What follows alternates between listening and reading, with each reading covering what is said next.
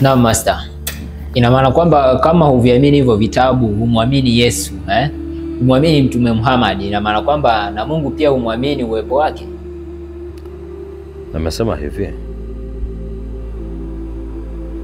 mimi kwenye hii dimension, hawa watu wote walipita kwenye historia zao. Mbona kama nawaamini watu hawa, japo sitaki mtu afikiri si nataka nimtoe kwenye imani yake. Kila mtu aamini kile anachokiamini. Ndio maana Wahindi wanaamini kuna miungu yao ya Kihindi. Wa Afrika ambao sisi tuko sasa tumeshaaminishwa vitu vingine. Wazungu nao wanaamini, ndio maana walituletea mitume na manabii wao.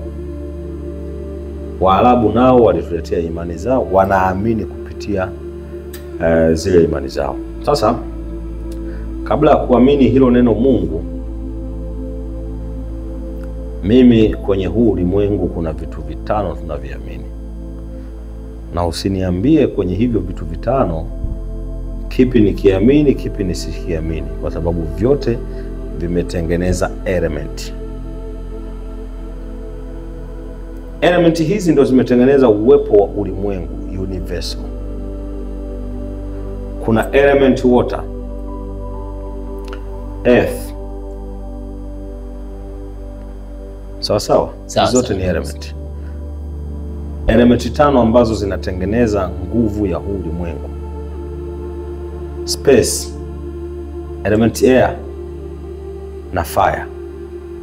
Element water inakuaminisha usiseme sasa vyote alitengeneza nani? Hapa ndio ambapo watu wanauliza, aliyetengeneza nani? Yes. Basi kama aliyetengeneza, usinywe maji tuone kama utaishi. Ndio water, element water. Element earth, basi usiishi kwenye huu ulimwengu na hii dunia. Si aliyetengeneza nani? Air, ambao unaita nini? Pepo. Upepo ni nini? Element. Ni element.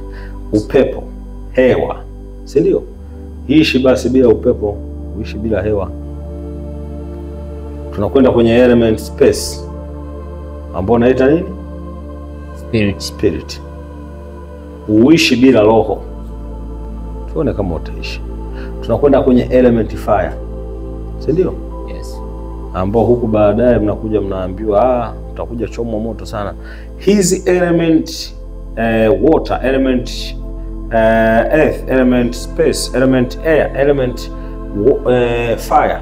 Hizi ni 5 element ambazo zina represent ama zinakuja kukuonyesha mamlaka ya ulimwengu. Ndiyo Mungu wa kila kitu. Ulimwengu universal, ambayo inaamuru majani yachipue, mahindi yaote, yakiota yatafikia wakati yatanyauka.